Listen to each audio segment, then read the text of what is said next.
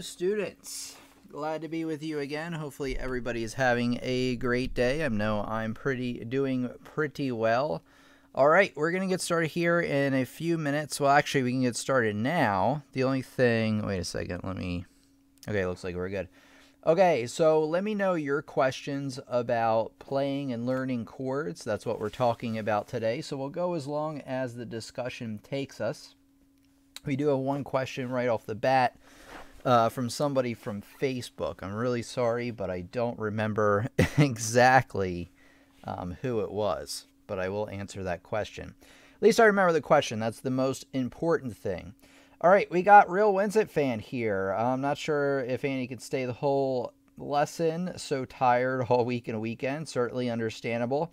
Real Winsett fan also says, at least my laundry is done this time. Always struggling with his laundry.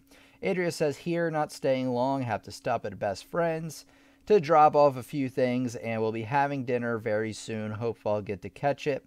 Laredo says, good morning, Tim. Good morning, Laredo. I trust that all of you have been well and have been keeping well. I'm finally back with a bang and zeal after missing the last 3 lessons. I've been missing you all. Glad to have you back, Laredo.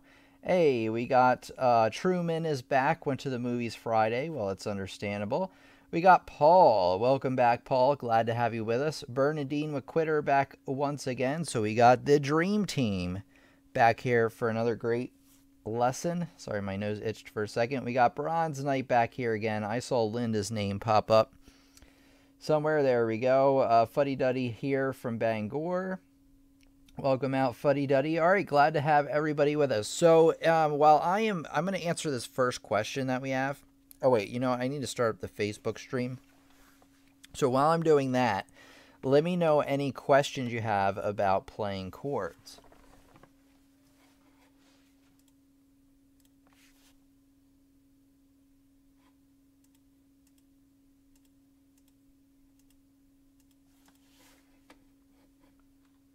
All right, should just take less than a minute here.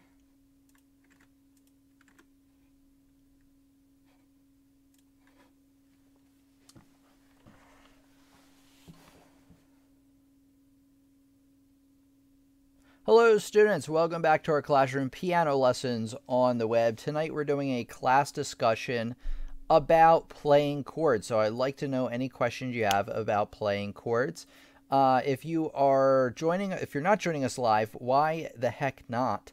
We always have a fun time learning together, and we meet Fridays, Sundays, 8 p.m. Eastern Standard Time over here on youtube.com/lessons on the web, and also on facebook.com/lessons on the web.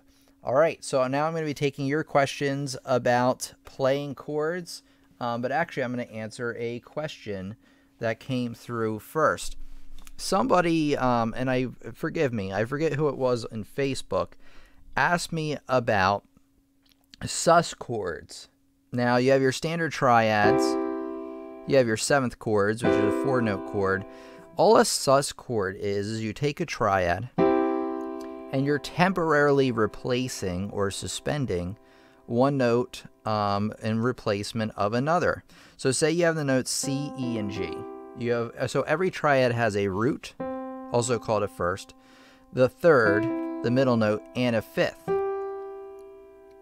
Now, all you're going to do is there's a few different types of suspensions. One is the 2-1 suspension.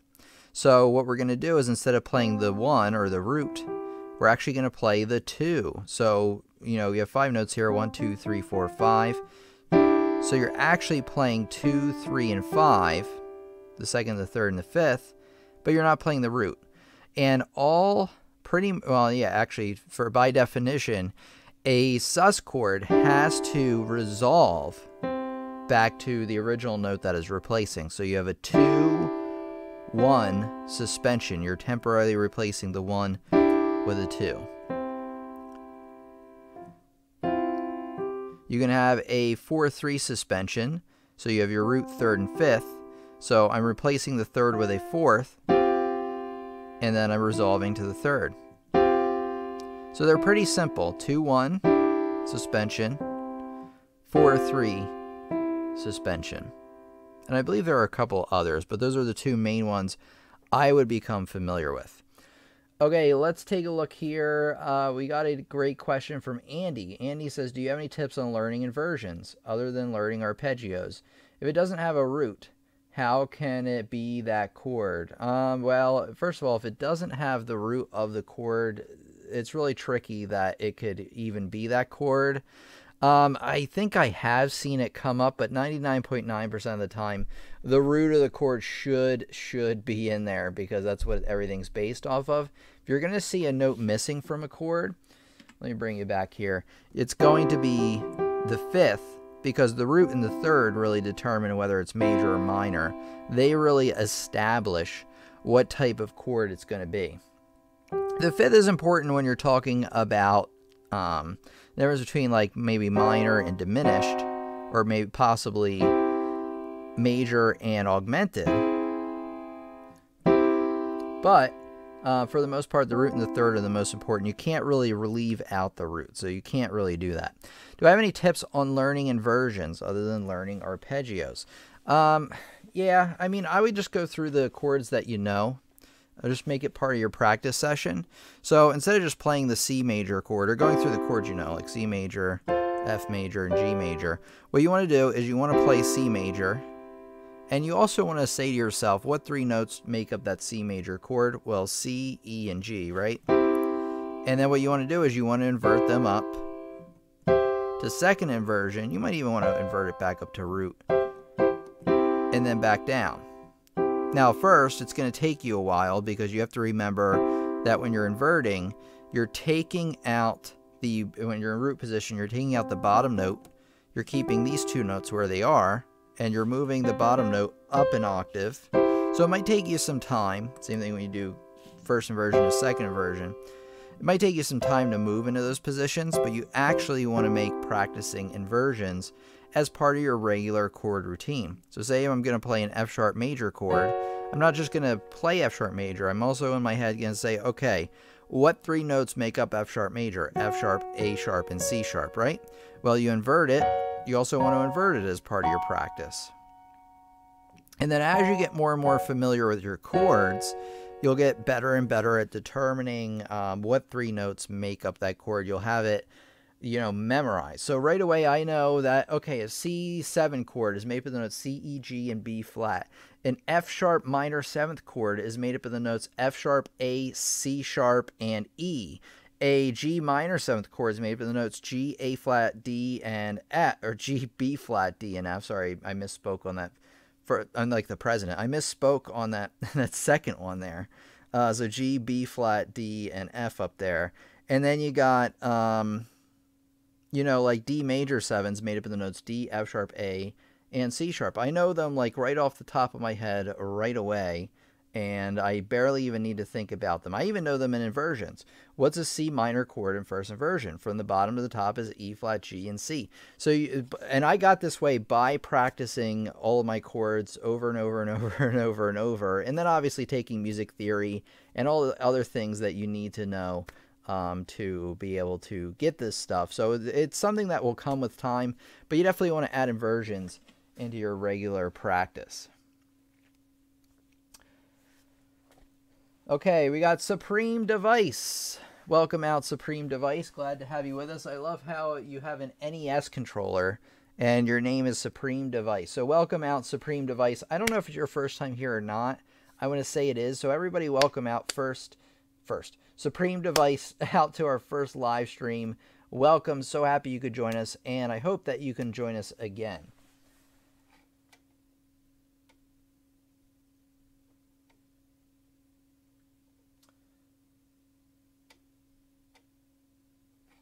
Okay, and then one thing I want to elaborate on really quickly about chord inversions is that you have, say, C major chord, and you invert it, but a lot of times in music, you're not going to see chords all in one cluster like that. I mean, you will see them a lot like that, but sometimes you won't. You will actually see, say you have this, say you have E and C up here and G down here. And then you have to ask yourself, all right, what inversion is this chord in? It's all about whatever note is in the bass or the bottom. that tells you what inversion it is. So if you're playing a C major chord and G is the fifth, well, whenever you have the fifth in the bass, that's even if I'm playing a first inversion chord up here, that automatically makes it a second inversion. If it's a third on the bottom, that is a first inversion, and then if it's root position. Excuse me, my throat's getting a little froggy here, but I think I'm all right. Okay. Laredo says, I'm looking forward to this morning's yet another great and exciting lesson. Thank you so much, Laredo. And I have so much catching up to you. What are passing chords? Great question. So all a passing chord is, to really put it simply, is, so say you have, what's a good way? So say you have, there's a few different types of passing chords. There's actually a passing diminished. Say I have a C major chord, and then the next chord is a D minor chord. Well, if you wanted to make a passing chord between those two notes, what you would do is you would go to the note in between those two chords and build usually building a diminished chord is the best way. And then you play the chord you're going to. So C major, C sharp diminished, and then D minor. It's really good for jazz, and I think they use it in ragtime a lot because it has a very...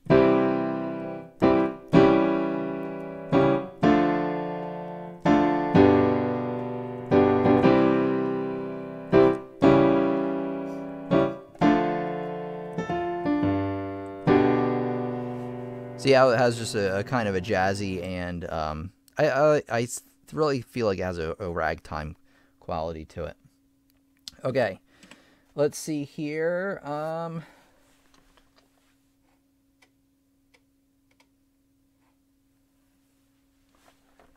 then all a passing tone is, so there's passing chords and passing tones. All a passing tone is, or passing note, yeah, passing tone, is you have two chords, or no, you have one chord in the bass. You have an F major chord. So all three of these notes, F, A, and C, are chord tones. So if you play the notes F and then A, those are both chord tones. But say you want to play the note in between, this G here isn't a chord tone, it's a non-chord tone. So it's actually, its only purpose is to pass from one chord tone to another. So that's a passing tone. A passing chord will kind of link two chords that are next to each other. Okay, Adria has to go soon, so thanks for coming out, Adria. If I don't return by the time the lesson's over, you know why, and catch up with the recording stream. Yeah, no problem, Adria. Glad you could make it out with us tonight. Jordan is back. Island, I think that's how you pronounce your name. I was afraid to pronounce that name because I'm not sure. Island, but I call you Jordan anyway. So welcome out. I was actually wondering where you've been, Jordan, but glad you could come out with us. I was going to send you a message over Facebook pretty soon, but it looks like you're here and ready to learn. Okay, Truman's here. Let's see. Hello, Truman. What is an open chord? From Andy, the real Winslet fan. Okay, so here we go. We got an open chord is this. Oops. I believe it's the same thing as a power chord used in guitar and rock music. All an open chord is that you don't have the middle note, the third. Now, I did say chords before had to have a root and a third. Except for these, and from what I understand, the reason they do open chords is so it can be a little bit ambiguous in the music. Whoops.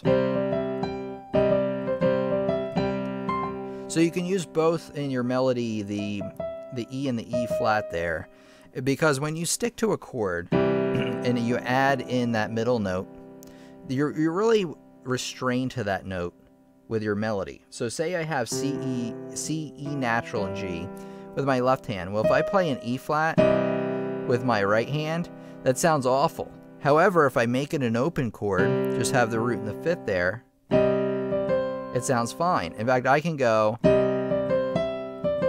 then go back to the regular E and it sounds fine. So open voicing is very good for if you want to mix around the melody a little bit. Maybe you're using different scales or something like that. So that's what an open chord is. Okay, hi everybody, it says Fireflower. Welcome out, Fireflower. So glad you could join us once again. Play an F sharp major. Okay, I can do that for sure. Okay, hold on. Hold on, here we go. All right, we're good to go. Okay, an F sharp major chord is the following three notes: F sharp, A sharp, and C sharp. If you want to learn how to play any major chord, what you do is you play the root, so F sharp major. Then what you do is from this note, not including this note, you count up 1, 2, 3, 4 half steps, and then 1, 2, 3 half steps. So 4 and then 3. And you can play a major chord anywhere. You can play D major, 1, 2, 3, 4, 1, 2, 3, and it works out great. How about a B flat major, 1, 2, 3, 4, 1, 2, 3. There we go. And that's the way it works. All right, any other questions about chords? Otherwise, Island says, thanks, Tim. Just call me Island. All right, so I've been calling you the wrong name for so long. Thanks, Tim. I just got back from holiday. Oh, glad to hear that. And, all right, I'll call you Island. Thanks, says Truman. You're very welcome. And I guess I'll get in, well, maybe some more questions are coming in. I'm not sure. We might end it a little bit early today if no more questions are in. This is just kind of an open session. And then, like, I guess while I explain this, let me know any other questions you are having about music in general, and then I'll answer those as kind of a, you know, an extension of what we're doing today. Okay, chords. This is how I recommend you practice your chords. I talked about this in another lesson, but I can break it down now. So say you need to learn your chords, and don't skip out on your chords because they are very, very important. I would start learning them in this order. I would learn your major chords: C major, F major, and G major. Now, why is that? Well, that's because these are the 3 white key major chords. So you want to learn them first. And then what you want to do is you want to, just keep playing those, C, F, and G. Next, you want to learn the 3 with a sharp in the middle, which are D major, E major, and A major. So, what were the 3 that were all 3 white keys? C major, F major, G major. What were the 3 with a sharp in the middle? D major, E major, and A major. See, there we've learned 6 of them already. Now, what I would learn is there are 3 with flats on the outside, or black keys on the outside, and a white key in the middle. These are D flat, aka C sharp major. Well, I'm just going to call them flats. So D flat major, E flat major, and A flat major. Now, an easy way to think about this is that the 3 with a sharp in the middle, right, were D, E, and A. Well, these ones are the exact same. They're just flatted. So D flat, E flat, A flat. So they're the same 3. They're just with a flat on them. There's one with all 3 sharps. That's F sharp major. And then the 2 that are kind of strange is B flat major, like that, and B major. So B flat major has a black key on the bottom, white key there. It's the only one like that. And then B major has white key, black key, like that. So we already learned all of our major chords, everybody. Can you believe it? So let's go over them. The 3 with all 3 white keys are C, F, and G. The 3 with a sharp in the middle are D, E, and A. What were the 3 with flats on the outside? They were, well, remember, they're the same ones. They're just flat. D flat, E flat, A flat. What was the one with all 3 sharps? That was F sharp. And then you had B flat with black key, white key. That's the only one, B flat, D, and F. And then B, D sharp, F sharp. So those are all the major chords you need to know. Here's how you figure out all the other chords. Just going through this quickly. Here you have major chord. Remember that a major chord is 1, 2, 3, 4 half steps, and then 1, 2, 3 from there. A minor chord, all you do is you play a major chord, you flat the middle note, and that's a minor chord. So like when we play G major, you just flat the middle, that's a minor chord now. How about F sharp major? That was the one with the 3 black keys. You just take this middle one, you bring it down a half step, and you have F sharp minor. Pretty easy. Now you can transform a minor chord. So say you have C major, you bring that down to C minor, and you want to play a diminished chord. Well, now you're going to take the 5th up here, lower it, and make a diminished chord. And augmented is when you take a major chord and you raise that last one. So once you learn all your major chords, you can then transform them, so long as you have the knowledge to do so, into the other types of chords. I'm not going to get into the 7th chords. If you're just starting out learning chords, start there. Okay, we have a question from Katarina. Hi, is a chord when you play 3 notes at the same time? Yeah, so a chord is when you play 2 or more notes at the same time. You can technically have a chord with 2 notes, but it's generally a 3-note chord with one of the notes chopped off. So yeah, I would generally say that it's 3 or more notes being played at the same time will constitute a chord. Great question. All right, any other questions for this evening? I think what I'm going to do is, while maybe some more questions are coming in today, I'm going to kind of walk you through what is going on. I always like to do this, kind of touch base with what's going on with the channel.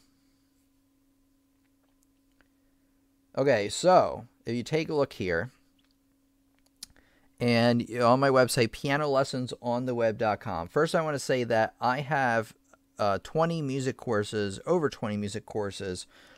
on my website designed to help you learn a lot more about piano and music. So if you like what you see over here on the channel, you're really, really going to like what you see over there.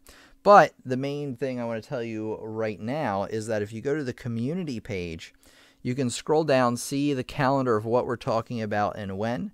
So on Friday, we're going to be playing staccato and legato on piano, specifically how to play them between both hands at the same time, having staccato in one hand and legato in another.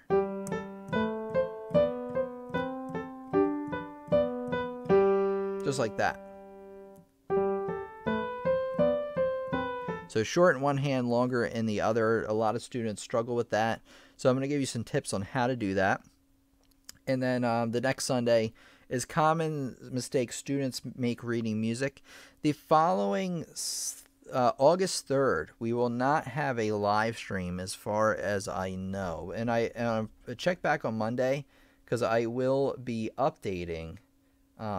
Oh, wait, you know what? You can't even see what I'm doing. Well, you could see what I'm doing. So, and then the August 3rd, we will be off. So just kind of letting you know what's coming up. And then when we get into the fall, I'm going to get into coming out with new lesson series that I haven't done yet.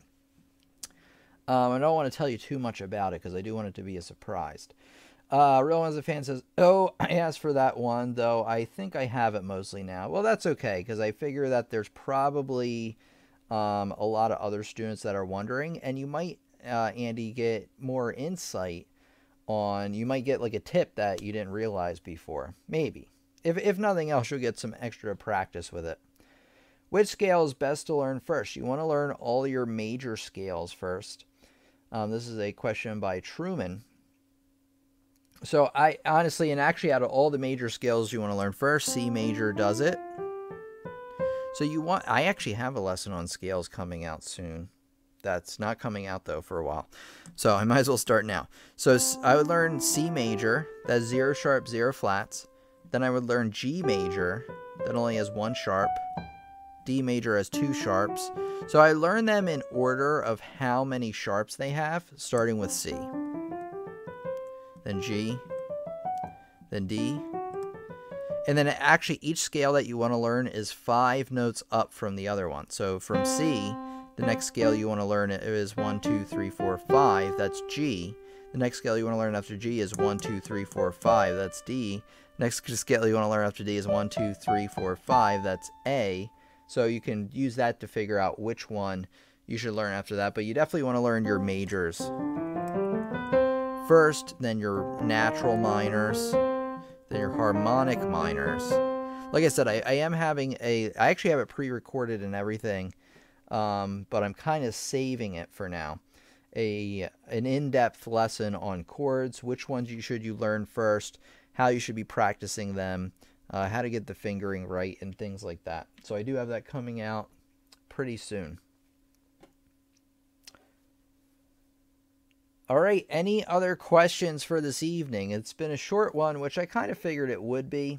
So there's just an open question and answer. And then I also didn't post ahead of time on social media what your questions were. I should have done that. But like I said, once the fall comes, because I'm busy buying this house and getting everything ready for that, that I am a little bit limited on time. But we're doing pretty good so far. We actually had a pretty strong July.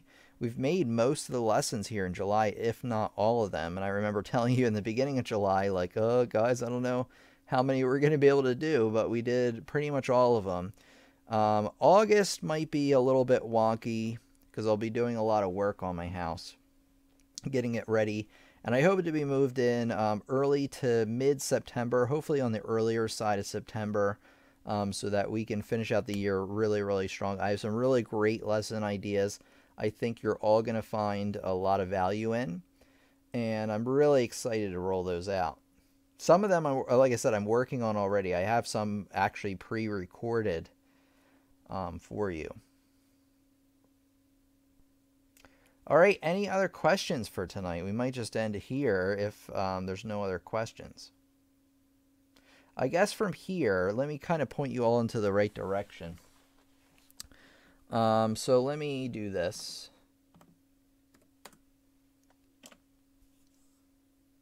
Roland's a fan says, got to scoot again. So long, Tim. Thanks for the stream. You're very, very welcome. Glad you could make it out with us, Andy.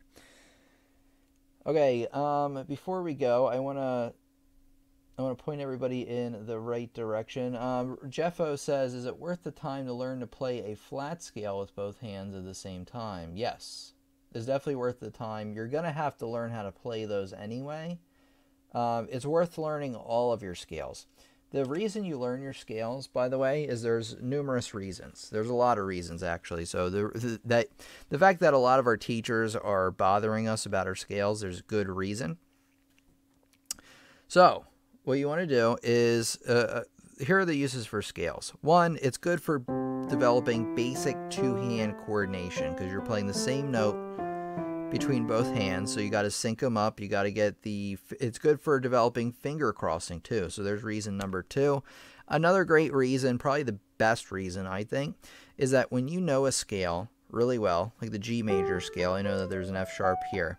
When I play a song in G major, I know that for the most part, it's going to be using these notes in the G major scale. Now, can you have a note outside of the scale?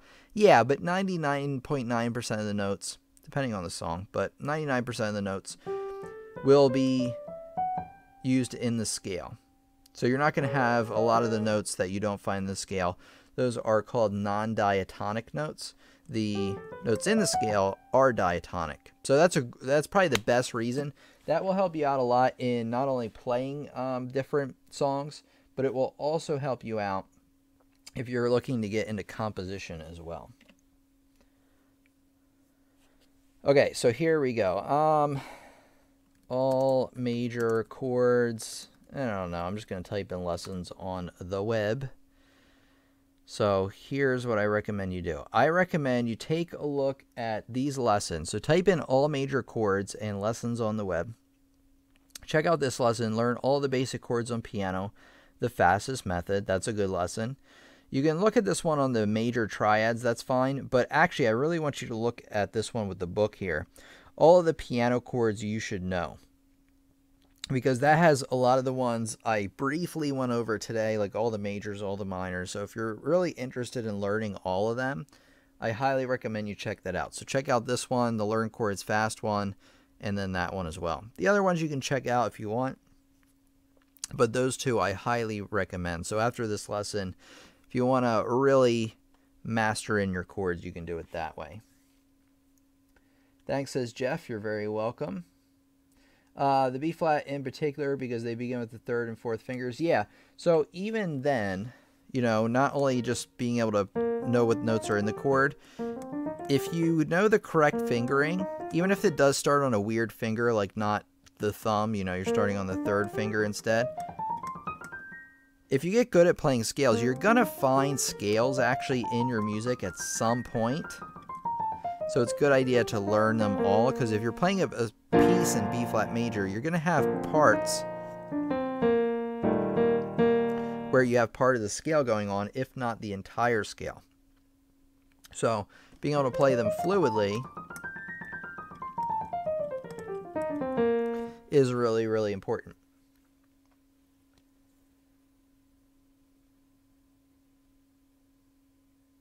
Okay, let's take a look here. All right, everybody. I think, I think that's good for today. I think we're going to end it. I think we didn't really have a super active chat today. I really think it's because a lot of people are on vacation right now because it's the middle of July. Eileen said she just got back from vacation, or holiday rather. So a lot of other people I know are out right now. So not a big deal. We'll come back on, We'll come back on Friday. Any good advice or tips on chord substitutions? Yeah, I can talk about chord substitutions a little bit. So a chord substitution happens when you have a chord progression, which is a pattern of chords you're going to use throughout a song. And one of the most common chord progressions in all music is 1, built on the first note of the scale, 4, built on the fourth note of the scale, and then 5, the chord built on the fifth note of the scale. So what a substitution is you are substituting one chord for another. You can substitute any chord, so long as they have what? 2 notes in common. So say I have C, E, G. I'm not going to replace that chord. Say I want to substitute this F major chord here. Well, I need to find a chord then that has 2 notes in common with it. An easy way to do this is that to start on your root, either go down 2 notes or up 2 notes, and whatever note you land on and you build a triad off of, that note will pretty much automatically share 2 notes in common with the chord you started on. So if I have the F major chord made up of the notes F, A, and C, and then I have a D minor chord, D, F, and A, those share 2 notes in common, F and A. So instead of playing a 1, 4, 5, and then 1 again, I can play 1, 2, 5, back to 1. Say I wanted to play 1, 4. I want to replace this 5 chord. I'm just going to go 2 notes up, build a triad. So I'm going to replace 5 with 7. So 1, 4, 7, 1. Then, of course, if you know your voice leading rules, you can do that as well with the chord inversions. But that's a little bit more advanced. Okay, off topic is cryptic, but I am somebody that wants to learn piano as a producer, but I'm struggling with theory. Any tips on how to start? Start as in, where should I begin learning? Okay, I watch your videos, but so much doesn't make sense to me. Okay, not a problem if you're just starting out. Never had the money to learn an instrument. Okay, here's where you should start with music theory. If you haven't already, let me know if you've seen all of these. But here's what I want you to do. Go to YouTube, because that's where we're at. Type in my channel, Lessons on the Web, or Piano Lessons on the Web. Either is fine. Click on my channel. Scroll down. Keep scrolling, until you run into a beginner's music theory course. I want you to watch this entire course.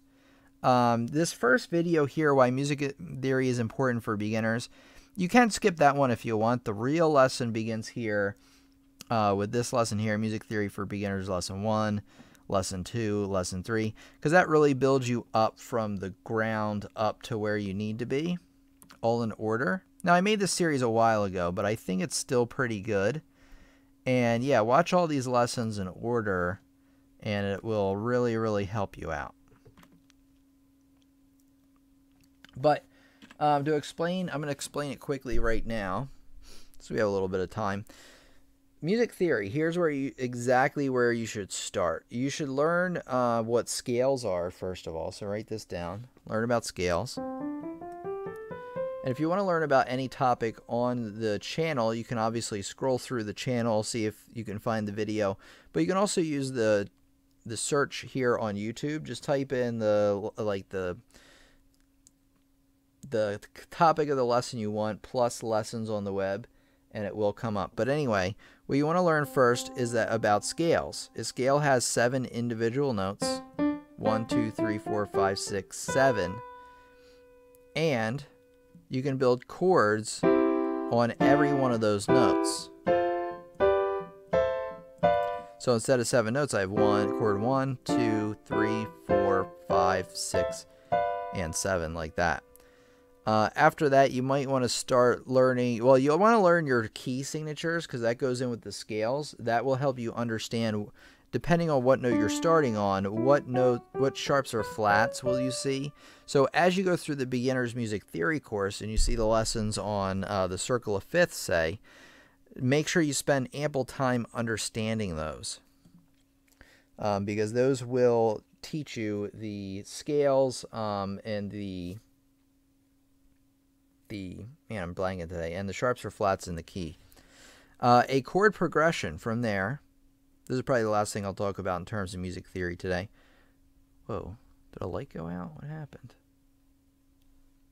I feel like it got dimmer, but I can't figure out what happened.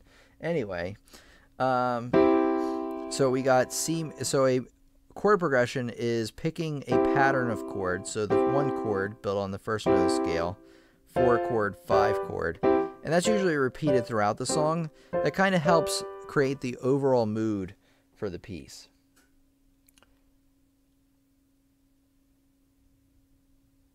Okay, those are called intervals, right? Yeah, so an interval is the distance between 2 notes. So if you have a note in the next note, that's a second.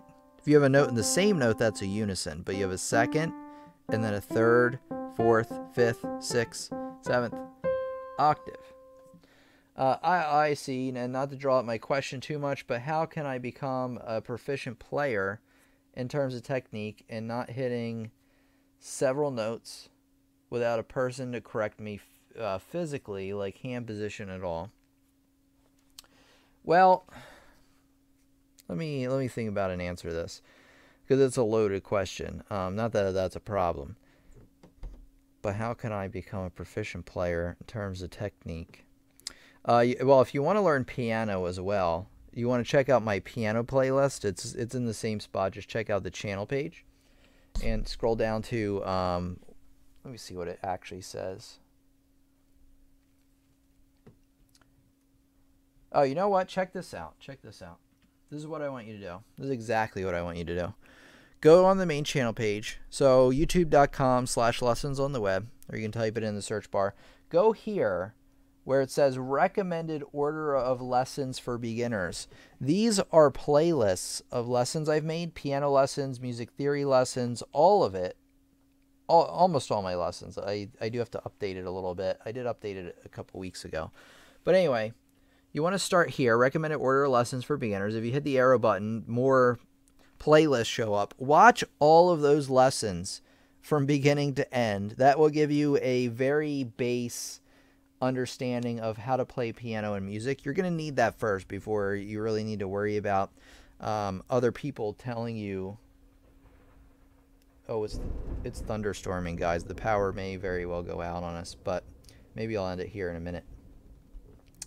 But anyway, watch that. They'll give you foundation. In terms of people giving you advice on playing, you might want to get a private lesson teacher. If you sign up for courses over on my website, pianolessonsontheweb.com, I am more than happy to listen to you play if you send me a recording. Now, it's not a feature yet, but in the fall I will be opening up for private lessons. So I can work with you one-on-one, but those are not available yet. Other than that, you're going to have to get a private lesson teacher in your area if you can't wait for that. But Skype lessons will be opening up. Now, they will cost money, but it will cost probably around the same amount it would cost you to get a one-on-one teacher. So you can do that. And like I said, if you sign up for courses over on my website, I will, help you. I mean, you know what? Through Facebook anyway, if you want to record yourself every now and again and send me a link, I'd be happy to take a few minutes and look at it for you, even if you're not signed up through the website. It might take a little bit longer, but, I'd be more than happy to help you out there.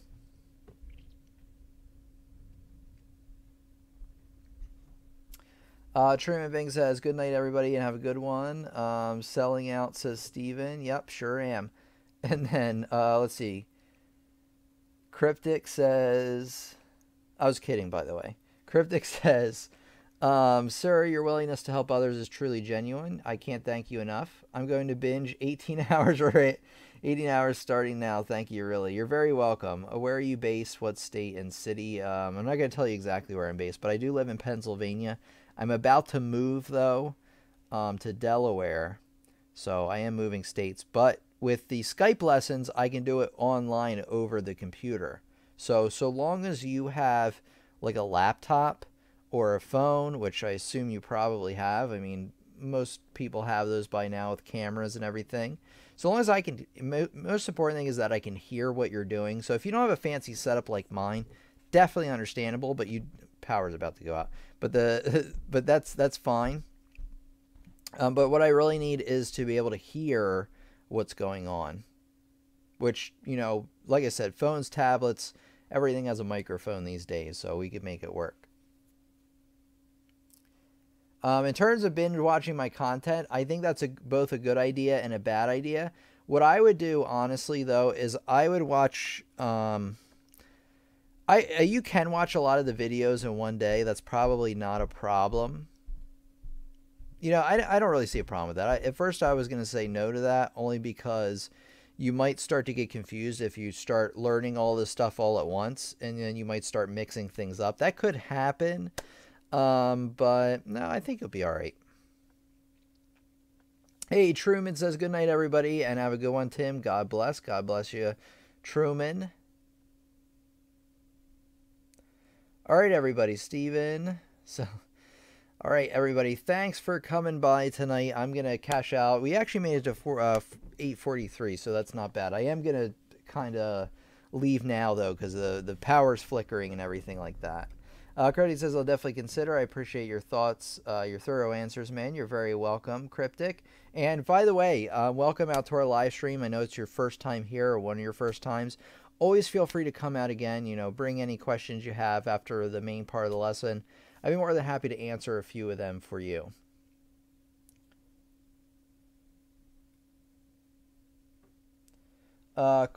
Corin says, like what, bro? What do you mean, like what? Did I miss something?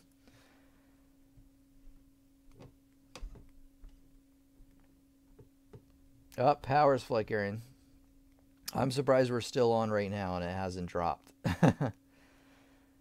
All right, everybody, have a great night. So happy to come out with you once again. I hope to see some of the newer students return again.